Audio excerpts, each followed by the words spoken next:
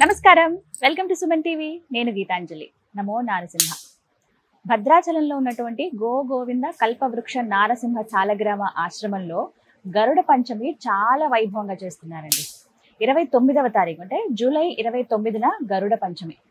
ఆ స్వామివారికి అత్యంత ప్రియ భక్తుడిగా గరుత్మంతుల వారిని చెప్తారు. అటువంటి ఆ గరుత్మంతుల వారికి ప్రత్యేకమైన రోజే గరుడ పంచమి. ఈ రోజున జరిగేటువంటి కార్యక్రమాలు ఏంటి, భక్తులుగా మనందరం ఏ కార్యక్రమాల్లో పాల్గొనవచ్చు, వాటి ఫలితాలు ఏమిటి, విశేషాలు ఏమిటి తెలుసుకుందాం. ప్రస్తుతం నేను ఆశ్రమంలోనే ఉన్నాను. మనతో పాటు ఉన్నారు నృసింహ ఉపాసకులు, ఆశ్రమ నిర్వాహకులు డాక్టర్ కృష్ణ చైతన్య స్వామి గురువు గారు. వారితో మాట్లాడదాం. గురుగారు నమస్కారం అండి. నమస్కారం అమ్మా. గరుడ పంచమి అవునమ్మా, ఎప్పుడు విశేషమే. పోయిన సంవత్సరం కూడా చూస్తున్నాము. అయితే ఈసారి ప్రత్యేకతలు ఏంటి, అసలు ఎటువంటి కార్యక్రమాలు చేస్తున్నారు? 29వ తారీఖు వచ్చింది కదా. అవునమ్మా. శ్రావణ శుద్ధ పంచమి గరుడ పంచమి అమ్మ.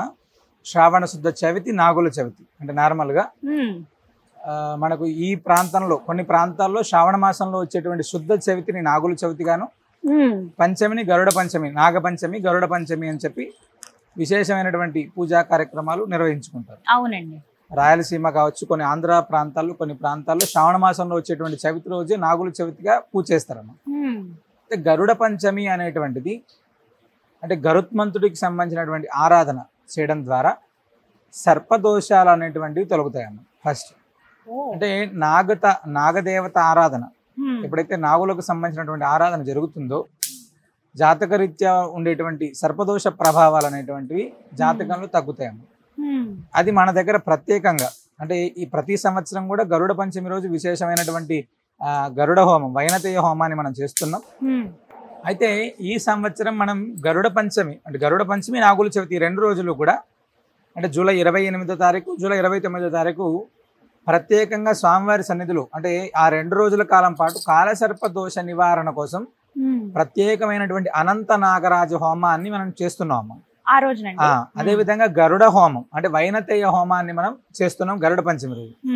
అంటే ఈ 2 చేయడం ద్వారా మనం ఏమి వస్తుంది, అసలు ఎవరు పాల్గొనాలి, ఎవరు స్వామివారి దర్శనం చేసుకోవాలి అంటే మన జాతకరీత్యా ఉన్నటువంటి గ్రహ ప్రభావాల్లో మనం ఈ మధ్య కాలంలో ఎక్కడ విన్నప్పటికీ కూడా అంటే గోచార రీత్యా అంటే ప్రపంచానికి ఏదైనా ఇబ్బంది ఉన్నప్పుడు అంటే కాలసర్ప దోషం అనేటువంటిది ఉంది, కాలసర్ప దోష ప్రభావం ఉంది అని చెప్తున్నారు కదా. ప్రతి మానవుడి జాతకంలో కూడా కాలసర్ప దోష ప్రభావం అనేటువంటిది జాతకంలో ఉంటుందమ్మా, ఒక జాతక ఏదో ఒక రూపంలో.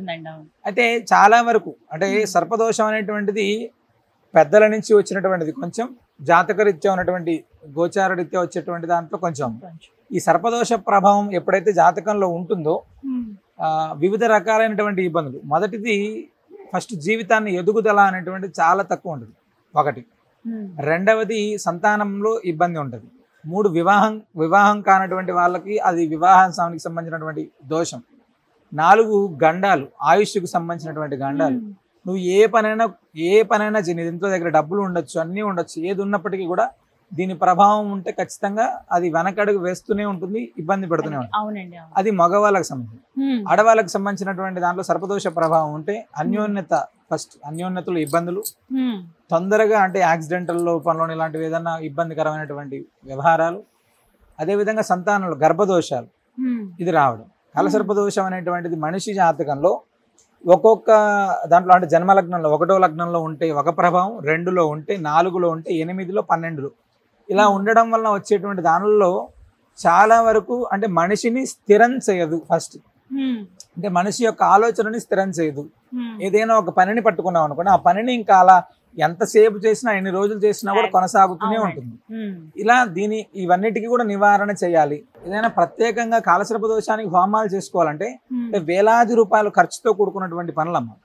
అలా కాకుండా మన దగ్గర అంటే భద్రాచల దివ్యక్షేత్రంలో స్వామివారి యొక్క సన్నిధిలో శ్రావణ శుద్ధ చవితి, పంచమి ఈ 2 రోజులు ప్రత్యేకంగా కాలసర్ప దోష నివారణ కోసం హోమం, అనంత నాగరాజ హోమం, అదేవిధంగా గరుడ హోమం, వైనతేయ హోమం. గరుడ హోమం అనేటువంటిది మనం ఎప్పుడైతే చేస్తామో, వైనతేయ హోమం చేస్తామో ఆ ఇంట్లో సిరి సంపదలకు లోటు ఉండదు. ఫస్ట్ సర్పదోషాలు, ఇలాంటివి గర్భదోషాలు, పితృదోషాలు ఇలాంటివి ఏవైతే ఉంటాయో దాని యొక్క ప్రభావం తగ్గుతుంది. తద్వారా మనిషి జీవనానికి ఉన్నతి అనేటువంటిది ఖచ్చితంగా లభిస్తుందమ్మా. అది ఇంత విశేషం ఉందన్నమాట ఆ రోజున. అవునమ్మా. అలాగే నాగుల చవితి అని అన్నారు. అంటే ఒక మాట అడగాలనుకుంటున్నాను, దీపావళి తర్వాత అంటే కార్తీక మాసం ప్రారంభం అయ్యాక అప్పుడు నాగుల చవితి చేస్తాం కదండి. ఇప్పుడు నాగుల పంచమి అంటారు, కానీ మీరు నాగుల చవితి అని అంటారు. వ్యత్యాసం అంటే సాధారణంగా ఇక్కడ మనకు చాలా ప్రాంతాలు, ఇప్పుడు తెలంగాణ సాంప్రదాయంలో పూర్తిగా ఈ ప్రాంతంలో ఉండేటువంటి విధానం అంతా కూడా పూర్తిగా కార్తీక మాసంలో వచ్చేటువంటి శుద్ధ చవితి రోజు నాగుల చవితిని చేస్తారు. అప్పుడు నాగుల చవితి, నాగపంచమి రెండు అప్పుడు ఉంటాయి. ఇప్పుడు ఆంధ్ర ప్రాంతంలో కొన్ని దగ్గర, రాయలసీమ జిల్లాలో పూర్తిగా శ్రావణ మాసంలోనే నాగుల చవితి చేస్తారు. శ్రావణ మాసంలో వచ్చేటువంటి చవితి రోజు. గరుడ పంచమి అనేటువంటిది అన్ని ప్రాంతాల్లో కూడా ఒకటే ఉంటుంది. అది శ్రావణ మాసంలో వచ్చేటువంటి శుద్ధ పంచమిని గరుడ పంచమి. దాని అంటే ఇక్కడ ప్రాంతాలలో వివిధ రకాలైనటువంటి ప్రాంతాలు, వివిధ సాంప్రదాయాలు ఉన్నప్పటికీ కూడా గరుడ పంచమి అనేటువంటిది అత్యంత విశేషం. ఫస్ట్ దానికి అంటే ముందు రోజు చవితి కాబట్టి అది. రెండో విషయం ఏంటంటే ఆ ముందు రోజు గోదా అమ్మవారి పుట్టినరోజు.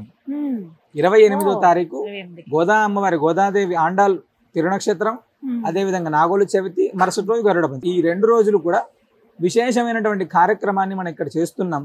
అంటే చాలా వరకు ఇళ్లలో మన ఇళ్లలో ఎదుగుదల లేదు, లేదా మనకు సంబంధించినటువంటి దాంపత్య జీవితంలో ఇబ్బంది ఉంది, ఆర్థికంగా మేము స్థిరంగా లేము, భార్యాభర్తలు అంటే హాస్పిటల్స్ చుట్టూ, సంతానం కోసం అయితే హాస్పిటల్స్ చుట్టూ తిరుగుతూ ఉంటారు. అలాంటి వాళ్ళు ఎవరైనా, ఇలాంటి ఏ దోష ప్రభావం ఉన్నప్పటికీ కూడా ఆ హోమం అనేటువంటిది ఖచ్చితంగా మన జాతకానికి, జీవితానికి ఉపయోగపడుతుందమ్మా ఇక్కడ చేసేటువంటి. అది నిజంగానే ఉపయోగపడుతుంది. చాలా మంది చెప్పారు కూడా, ఇలా పలానా రోజు వెళ్ళి దర్శించుకుంటే చాలా మంచిది అని. ఎందుకంటే ఆ రోజు ఎంతో ప్రీతిపాత్రం కదా స్వామివారికి కూడా.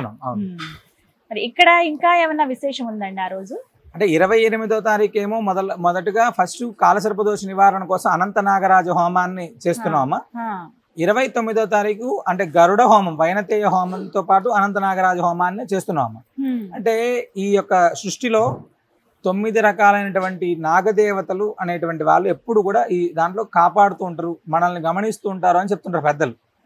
అలాంటి వాళ్ళ యొక్క అనుగ్రహం అనేటువంటిది మన దగ్గర ఉంటే, మన కుటుంబానికి, మన జీవితానికి ఉంటే ఖచ్చితంగా ఉన్నతి అనేటువంటిది మనం సాధిస్తాము. ఎవరెవరు పాల్గొనవచ్చు, ఎలా రావాలి అంటే? చిన్న వాళ్ళు అంటే కామన్ 11 సంవత్సరాల తర్వాత నుంచి వాళ్ళు ఎవరైనా కూడా, అంటే జాతకంలో సర్పదోష ప్రభావం ఉంది అని మీరు తెలుసుకున్న వాళ్ళు ఎవరైనా రావచ్చు. లేదు సర్పదోషం అనేటువంటిది మాకు జాతకంలో తెలియదు అంటే అలాంటప్పుడు కొన్ని సిమ్టమ్స్ అంటే మన జీవితంలో ఎదుగుదల లేదా, ఆర్థిక స్థిరత్వం లేదా, సంతానానికి సంబంధించినటువంటి ఇబ్బందులు ఉన్నాయా, అన్యోన్యతలు ఇబ్బందులు ఉన్నాయా, తరచుగా ఏదైనా యాక్సిడెంట్స్ ఇలాంటివి జరుగుతున్నాయా, ఇలాంటివి ఏదైనా ఉంటే అంటే కామన్ గా బండి మీద వెళ్ళి కింద పడుతుంటారు, ఇలాంటివి ఏదైనా ఇబ్బందులు ఉన్నాయా, అలాంటి వాళ్ళు ఎవరైనా ఈ కాలసర్ప దోషానికి సంబంధించిన దాంట్లో పాల్గొనవచ్చు. ఖచ్చితంగా సంతానానికి సంబంధించినటువంటి వాళ్ళైతే తప్పకుండా పాల్గొనవచ్చు. అదేవిధంగా సంతానంలో గర్భదోషం అనేటువంటిది ఉంటుంది. అదేవిధంగా మగవారిలో కూడా ఇబ్బందికరమైనటువంటి ఉంటాయి. ఆ 2 రోజుల్లో ఎప్పుడొచ్చినా కూడా ప్రత్యేకంగా వారికి సంబంధించినటువంటి ఒక ప్రసాదాన్ని కూడా మనం గరుడ ప్రసాదంతో పాటుగా ఈ తేనె, ఈ ప్రసాదాన్ని కూడా మనం వాళ్ళకు ఇవ్వడం జరుగుతుందన్నమాట. ఇంకా విశేషమే. చాలా మంది ఇవి అందరికీ ఉండే సమస్యలు, వాటి నుంచి బయటపడేటువంటి అద్భుతమైన అవకాశం ఇది. డైరెక్ట్ గా రావాలి కదండి తీసుకోవడం అంటే, పంపించడం అనేది సాధ్యం కాదు కాబట్టి డైరెక్ట్ గా వచ్చి దర్శనం చేసుకుని తీసుకోవాలి ఆ రోజు. అయితే కొంతమంది డీటెయిల్డ్ గా ఇన్ఫర్మేషన్ అడుగుతారు గురుగారు, అంటే ఎన్ని గంటలకు స్టార్ట్ అవుతుంది, మేము ఏ టైంకి ఉండాలి, సాయంత్రమా లేకుంటే పగల, మధ్యాహ్నం వస్తే సరిపోతుంది అని అడుగుతారు. టైమింగ్స్ ఒకసారి చెప్పండి. తప్పకుండా. అంటే ఇక్కడ స్వామివారి సన్నిధిలో ప్రాతకాలం సుప్రభాత సేవ, తెల్లవారుజామున 6 గంటలకు సుప్రభాత సేవ, అదే విధంగా ఉదయం 7:30కి గోపూజ అమ్మ. గోపూజ అయిన తర్వాత కల్పవృక్ష నరసింహ స్వామివారికి విశేషమైనటువంటి అభిషేకం, అనంతరం ఈ యొక్క కాలసర్ప దోషానికి సంబంధించినటువంటి హోమం 28వ తారీఖు. 29వ తారీఖు విశేషమైనటువంటి గోపూజ ఉంటుంది, మళ్ళీ అభిషేకం, గరుత్మంతుడికి వైనతేయుడికి ప్రత్యేకమైనటువంటి అభిషేకం, తదనంతరం అంటే ఏవైతే కలశ ఆరాధన అయిన తర్వాత మళ్ళీ కాలసర్ప దోష నివారణ, అనంత నాగరాజ హోమం, అదేవిధంగా గరుడ హోమం, వైనతేయ హోమం, ఈ 3 కూడా 28, 29 తారీఖుల్లో జరుగుతాయమ్మా. ఏదైనా ఒక రోజు పాల్గొంటే సరిపోతుంది. దాన్ని ప్రత్యేకంగా ఎవరైనా రావాల్సినటువంటి అవకాశం ఎక్కువ ఉంటుంది. మేము రాలేని పక్షంలో మేము అక్కడ చేయించుకోవాలి, సంకల్పం చేయించుకోవాలనుకుంటే తప్పకుండా ఫోన్ ద్వారా సంప్రదించి చేయించుకోవచ్చు. కానీ ఎక్కువ స్వామివారి సన్నిధికి వచ్చి స్వామివారి దర్శనం చేసుకొని ఇక్కడ చేసేటువంటి ప్రదక్షిణ, ముడుపు ఇవన్నీ కూడా విశేషం కాబట్టి స్వామివారి దర్శనం చేసుకొని చేసేటువంటి హోమం అత్యంత విశేషమైనటువంటి వివరించారండి. ధన్యవాదాలు.